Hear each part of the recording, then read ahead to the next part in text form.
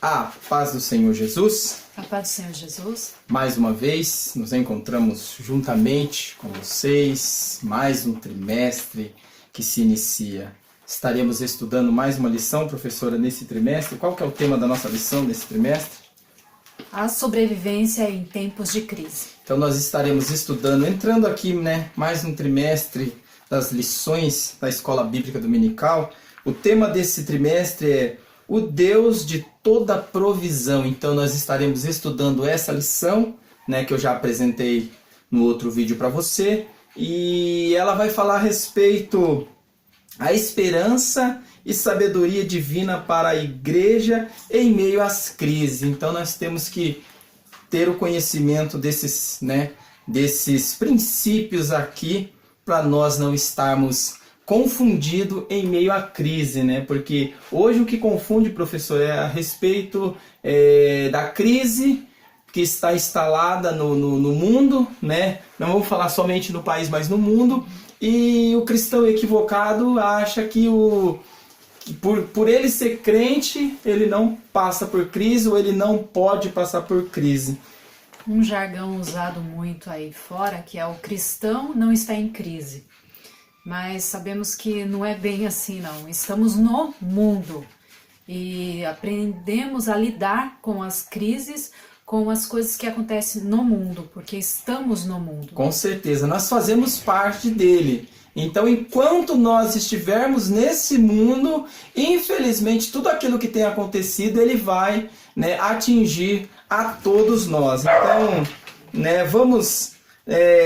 olha só aqui, para nós termos aqui um entendimento do nosso sumário aqui. Não vou estar passando a lição, até porque a gente já passou na lição passada. Mas o nosso comentarista, assim, no quarto trimestre de 2016, é o comentarista Helenay Cabral. Então é um dos mestres aí que vai nos dar esse privilégio aqui de estarmos comentando as lições do seu cunho aqui. Então, professora, vamos lá? Vamos entrar aqui já na nossa lição aqui.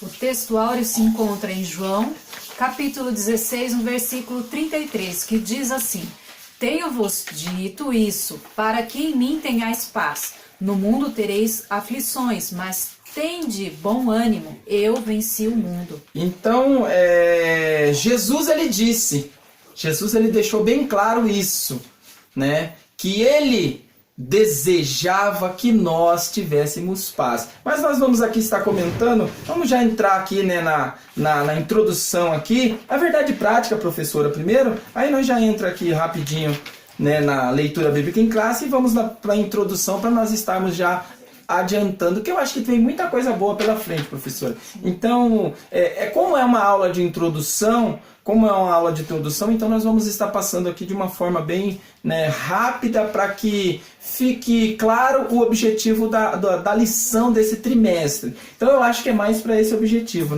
A verdade prática diz assim: as crises podem ser superadas com sabedoria, fé e com a ajuda de Deus. Então somente nessa forma que nós podemos superar toda a crise, A crise ela só vai ser sanada, nós só vamos passar por ela com a ajuda de Deus e com fé. Então sem fé é impossível agradar a Deus. Então esse é o detalhe importante daqui da nossa verdade prática. Professora, eu acho que não cabe a gente estar lendo toda a leitura bíblica em classe, até porque ele é uma leitura extensa, tá? Ele é uma leitura extensa, então vamos aqui somente ficar nos 3 primeiros versículos aqui da leitura e nós damos introdução aqui já na nossa aula. A leitura se encontra em Abacuque, capítulo 1, e vai do 1 até o 17. O primeiro diz assim: O peso que viu o profeta Abacuque. Até quando, Senhor, clamarei eu, e tu não me escutarás? Gritarei violência, e não salvarás? Por que razão me fazes ver a iniquidade e ver a vexação? Porque a destruição e a violência estão diante de mim? também quem suscite a contenda e o litígio. E o litígio. Então, você vai ver que aqui, né, nós vamos ter aqui já quase no finalzinho da lição, ele vai falar a respeito, né? Ele vai falar a respeito aqui da crise espiritual. Então ele vai entrar no contexto aqui de Abacuque. Então não vamos adiantar, mas o profeta aqui, né? Ele faz essa oração, né? Essa oração vamos dizer assim, em uma forma de desabafo, né? Porque na verdade o profeta aqui ele estava fazendo um desabafo diante de Deus de tudo aquilo que estava acontecendo. Mas nós vamos estar entrando aqui. Vamos lá, professora, para a introdução, que eu acho que é o mais importante aqui. Vamos lá? Na introdução diz assim: nesse trimestre estudaremos as crises que o mundo decaído vem enfrentando ao longo do tempo. Jesus nos alertou que no mundo teríamos aflições, mas prometeu estar conosco todos os dias, até a consumação dos séculos. Não estamos sozinhos em meio às crises. Sabemos que o Brasil enfrenta uma séria crise política, moral e econômica, sem precedentes. Já se fala em 11 milhões de desempregados. Muitas empresas estão fechando suas portas, a indústria não consegue escoar a produção, pois o comércio não tem para quem vender os produtos. E o resultado é tão temida recessão econômica. A crise também tem afetado a área da saúde. Os que buscam os hospitais públicos sofrem nas filas de espera, faltam médicos, remédios, leitos e muitas pessoas morrem sem conseguir atendimento. A educação também tem enfrentado crises. Vivemos em uma sociedade caótica, porém temos um Deus que cuida de nós. É o que veremos nessa lição. Nós sabemos que não só o Brasil, mas como o mundo inteiro está vivendo uma crise. Não é só o Brasil, mas tem países que essa crise já vem há uns anos atrás. E eles estão conseguindo superar as crises e aprendendo com a própria crise a lidar com isso. Porque sabemos que crise, isso pode vir, pode acontecer e a gente precisa aprender como lidar, como saber o que fazer no momento de crise. Com certeza. O que eu achei interessante aqui na introdução, professora, é que ele vai falar, o próprio Jesus fala assim, ó, Jesus nos alertou que no mundo teríamos aflições, mas prometeu estar conosco todos os dias até a consumação do século. Então olha só que coisa interessante. Primeiro, no mundo teríamos aflições. Então isso foi algo que Jesus deixou bem claro. Então Jesus ele nunca falou que seria fácil. Jesus ele nunca nos prometeu algo para que nós viéssemos estar tranquilos e sossegados, que nós não passaríamos por nada. Então ele deixou bem claro que no mundo teríamos aflições. Ele não falou aflição, ele falou aflições. Por que aflições? Porque isso é uma constante. Essas aflições, eles são coisas que viriam a acontecer ao longo de toda a história da humanidade. Então nós estamos passando por isso. Desde quando eu me conheço por gente, eu vejo o mundo passando por aflições, né? Então isso tem que ficar bem claro. No mundo tereis aflições. Segundo, mas tem de bom ânimo. Então Jesus falou que teria as aflições, mas ele falou para nós, olha, tem de bom ânimo. Esse ter bom ânimo é você ficar tranquilo, sabendo que as aflições ela vem, né, ela nos prova, mas um escape vem. Então quando você fica animoso, sabendo que as aflições ela vem, mas porém nós temos alguém que nós podemos confiar. Aí ele continua, no 3 ele fala assim, eu venci o mundo. Então olha só que coisa interessante, no mundo tereis aflições, mas não temas, eu venci o mundo. Então isso nos dá a tranquilidade em saber que nós temos um Deus que venceu o mundo. E se ele venceu o mundo, automaticamente esse mundo já está vencido. Então cabe nós agora não vencer mais o mundo, mas vencer a nós mesmos. Por quê? Porque nós na verdade que precisamos a cada dia vencer. né, os nossos desejos carnais, as nossas vamos dizer assim, as nossas limitações como seres humanos e romper até chegar ao céu. Então esse é um detalhe importante que nós devemos entender aqui. A Bíblia também nos afirma que muitas são as aflições dos justos, mas Deus o livrará de todas elas, que está lá em Salmos 34, verso 19. O apóstolo Paulo, gostaria que você abrisse comigo, né, para nós interagirmos e já darmos continuidade, né, no nosso texto aí. Mas abre comigo em Filipenses, no capítulo 4, verso 12. Mas o apóstolo Paulo, em 2 Coríntios, capítulo 11, verso 24, nos mostra as aflições que sofreu pelo amor do Evangelho, né? Que ele fala a respeito de tudo que ele sofreu, que recebeu dos judeus, 5 quarentena menos 1, e várias vezes ele foi açoitado, sofreu naufrágio. Então o apóstolo Paulo, ele tinha experiência em contar tudo aquilo que ele sofreu, né? Então lê para nós aí, Filipenses capítulo 4, verso 12. Diz assim: sei estar abatido e sei também ter abundância, em toda a maneira, e em todas as coisas estou instruído, tanto a ter fartura como a ter fome, tanto a ter abundância como a padecer necessidade. Posso todas as coisas naquele que me fortalece. Então, professora, ter bom ânimo, né? Ter bom ânimo no sentido que Jesus deixou é manter a esperança. É manter a esperança, nunca desistir, nunca desanimar. Por quê? Porque muitas das vezes quando nós perdemos as esperanças, né, a primeira coisa que nós venhamos a fazer é abandonar os pés de Jesus, é sair da presença dele. Então, quando nós perdemos as esperanças, a primeira coisa que o ser humano vai fazer é abandonar Jesus. Continua para nós. A crise como uma realidade. Deus criou um mundo perfeito.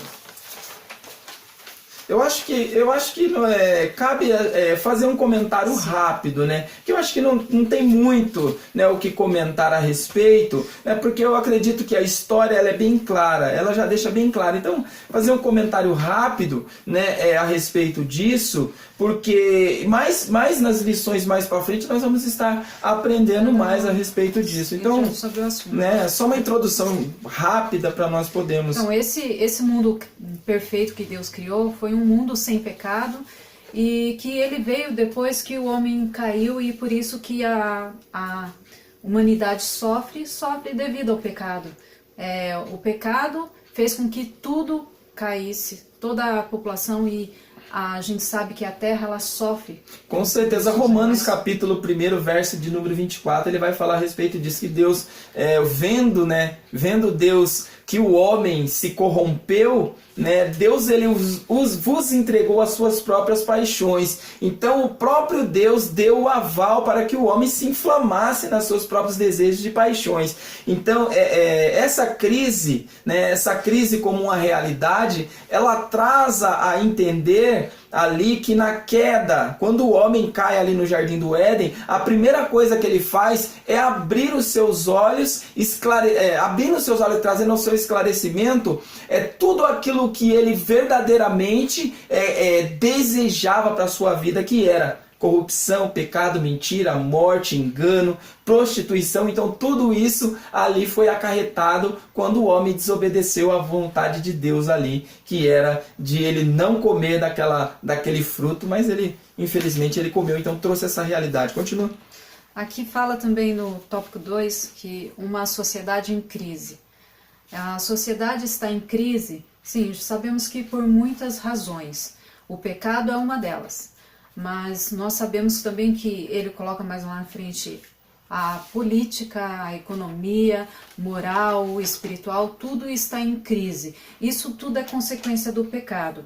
Ele vai explicar e ele se assemelha a essa crise na sociedade como a crise na época da antiguidade, na época de Noé. Com certeza. Ele se semelha a Noé e tudo que Noé e as pessoas que estavam ali passaram, mas Deus sempre deu uma segunda chance para que eles viessem se aproximar mais de Deus, porque eles estavam cada vez mais distante de Deus. Então Deus sempre está dando uma segunda chance.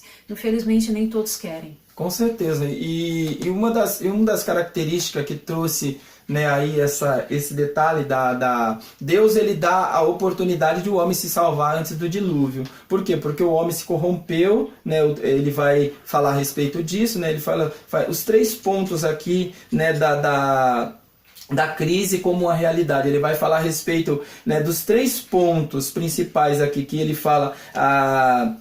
Ele fala Deus criou o mundo perfeito, né? Deus criou o mundo perfeito que nós já comentamos, né? E ele fala da sociedade em crise, né, que a sociedade após essa, vamos dizer assim, Deus ele dá a oportunidade para o homem antes do dilúvio. Por quê? Porque o homem cai ali e Deus, ele mesmo assim, ele dá uma nova oportunidade, dando aí a inteligência a Noé a construir uma arca, para que viesse salvar a humanidade. Só que a humanidade, ela não quis entrar por essa porta da salvação. Aí o que acontece? Deus pega e destrói aquela sociedade daquela época, né? E após o dilúvio, pós-dilúvio, você vai ver que o homem cai no mesmo erro. Então você vai ver que Deus ele dá sempre a oportunidade, mas parece que o homem ele não aceita essa oportunidade de mudança. Então ele volta ao mesmo pecado, né? E Deus novamente fala com ele, dá uma nova oportunidade para ele, que você vai ver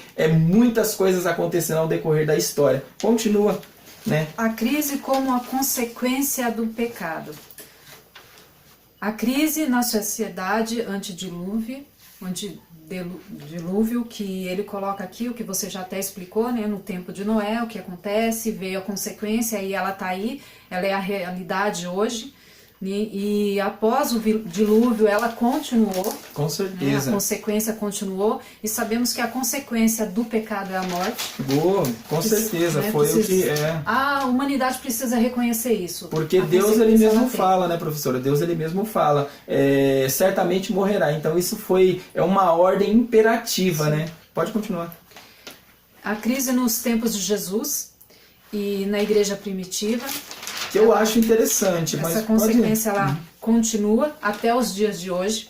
O Filho de Deus veio ao mundo em um tempo em que o Império Romano dominava Israel. A tensão política e a instabilidade social eram grandes. Era um tempo de crise política, social, moral e espiritual, qual estamos vivendo ainda também. Com certeza. Eu acho que não mudou muita coisa, né? Não mudou só mudou só o tempo. Só o tempo. Só o tempo, mas continua a mesma coisa. E a forma como tem sido tratado, como tem sido superada, que isso mudou um pouco devido ao tempo a que cada época está passando, então tem só mudado isso, mas continua a mesma coisa. E hoje outra coisa também interessante, professora, que acontece nos dias de hoje, é que o homem ele perdeu mais a vergonha também, né? Então, se na época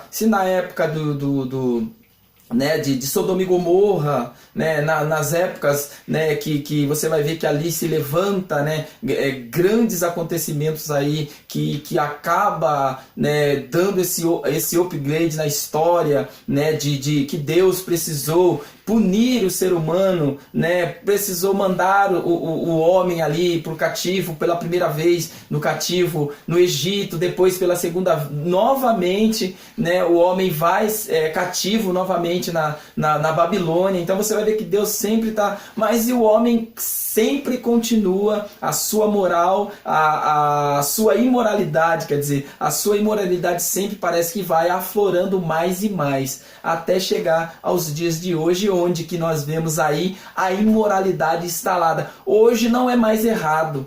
Aquilo que é uma quebra de paradigma, né? Aquilo que era certo, né? Aquilo que era certo hoje parece que é errado. Parece não, né? Hoje é errado. E aquilo que era errado, inverteu-se os valores. E aquilo que era errado hoje é correto. Então, casamento, né? Muitos casamentos aí sendo desfeito por quê? Por um capricho, né? Por um capricho. Outros casais do mesmo sexo se ajuntando num ato, numa aliança que Deus criou para que o homem e a mulher se ajuntassem. Hoje a imoralidade ficou instalada no DNA do ser humano. São as famílias do século XXI. Com certeza, então esse é o detalhe. E no tempo de Jesus, como que ele nos ensinou a lidar com as crises. Ele ali ensinava a repartir o pão, aquele que não tinha, o que tinha repartia com quem não tinha. Aquele que tinha um pouco a mais repartia com aquele que não tinha nada. E isso, um estava ajudando o outro. Então ele ensinou a todo momento, um está ajudando o outro, um repartir, um está ali sempre junto daqueles que estão precisando. Com Jesus certeza. nos ensinou como superar as crises. Não se desesperar, mas superar. O que eu acho interessante, professora, para nós entrarmos já para o próximo, para nós partirmos já para o próximo, o que eu acho interessante é que Jesus, na época de Jesus, os judeus eles esperavam um Salvador, mas não um Salvador que o levassem, né, que o salvasse verdadeiramente as suas almas, tirasse as suas almas do lamaçal, do charco de lodo do pecado. Não, eles esperavam um Salvador que verdadeiramente, nós vamos falar a respeito da crise, né, crise política, né, da crise econômica, crise política e da crise espiritual, mas só dando uma pincelada aqui. Eles esperavam Jesus não como um Senhor que os tirasse do charco de lodo do pecado para morar no céu. Não, eles esperavam Jesus como um ser que viria libertar eles da política ou daquela opressão, né, do reino romano ou da autoridade romana. Então era mais ou menos o que eles esperavam, né? Por isso que eles não aceitaram a Cristo. Vamos lá. A crise política e a crise econômica. A crise política cada vez está sendo mais escandalizado no Brasil e cada dia é um escândalo diferente. Então, o que alguns especialistas dizem é que para melhorar a crise econômica precisa resolver o problema da crise política. Com certeza, porque uma está casada com a outra, professor. Então, se você vê, você pensa primeiro economia, você já olha para o lado da política, né? Por quê? Porque a economia ela está na mão de quem? Né? Do povo.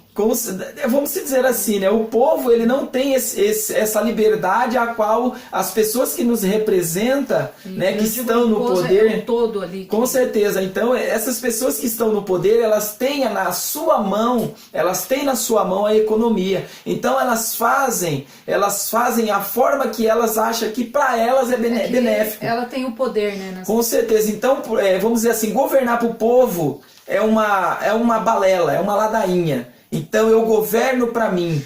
Governo para quem né? tem poder. Eu governo para quem poder por poder, né? Então é mais ou menos isso que funciona. Então um conselho aqui, se você for votar, pense bem e não vote. É o meu conselho. A Continua. crise espiritual. No texto bíblico dessa lição, o profeta Abacuque, que viveu e ministrou em Judá, questionou a Deus a respeito da crise que seu povo estava enfrentando. O profeta estava em meio a uma sociedade agonizante e por isso desejava algumas respostas de Deus. Muitas vezes, como Abacuque, fazemos questionamentos, perguntas e queremos as respostas no momento. Com certeza, até porque você vai ver que ele fala assim que os olhos dele estavam cansados de ver a vexação. Então, e os olhos de Deus também estavam cansados de ver. Ele até fala, Senhor, olha só, ele quis até falar, Senhor, mas o Senhor é tão santo que os seus olhos não podem ver a vexação, né? Então, Senhor, quando o Senhor vai resolver o problema?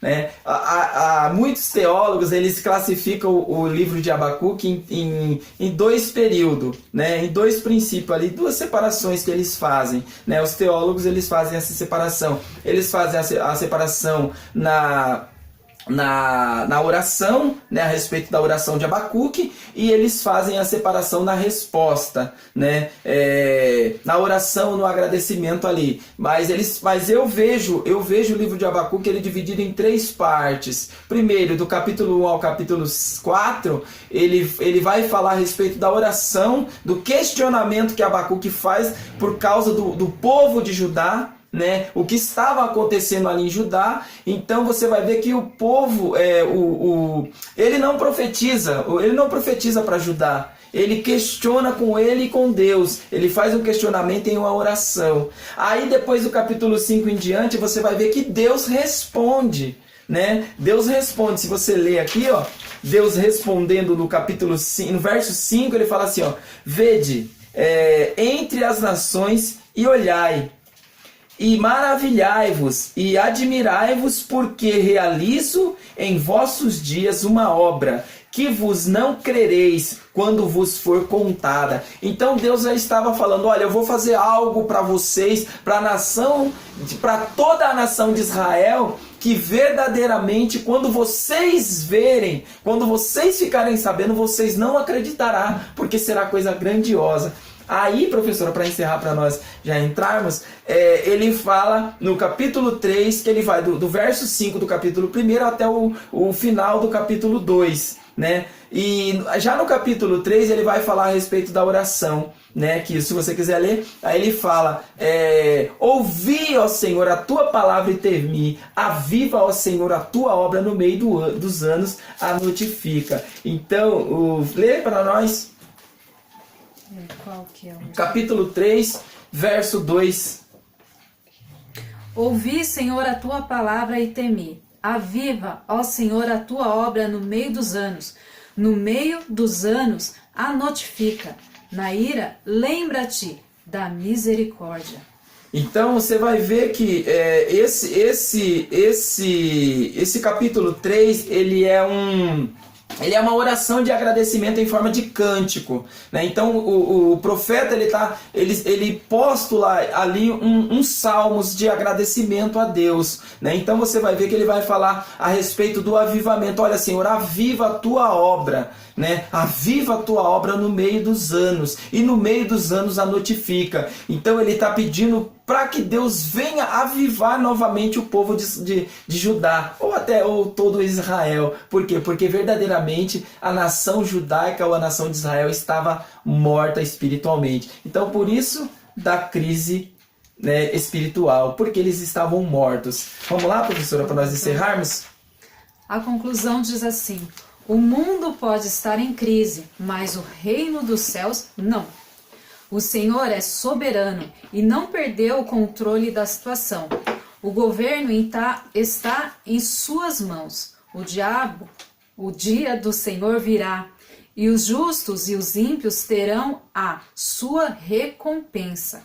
Não desanime, confie, pois em breve o Senhor virá em nosso socorro. Com certeza. Então fique com essa mensagem. Não desanime. O dia do Senhor virá em nosso socorro. Então, tranquilidade de esperar, porque a esperança é o que nos faz, né? É no verbo esperançar, tá? Como diz o Mário Sérgio Cortella. A esperança no verbo esperançar, porque é essa esperança que nos faz acreditar que Jesus voltará. Então, se nós esperarmos no sentido de sentarmos e ficarmos esperando, nós envelhecemos, o tempo passa, morremos e perdemos a esperança. Mas quando nós esperamos no verbo esperançar, né? Então nós acreditamos e vamos para frente caminhando. Então, professora, os agradecimentos para nós encerrarmos. Eu agradeço a cada um aí que tem acompanhado, que tem nos ajudado a levar essa palavra. Continue aí nos acompanhando, continue com suas perguntas aí, fazendo a sua parte, que aqui nós vamos fazer a nossa parte também. Obrigado por cada um.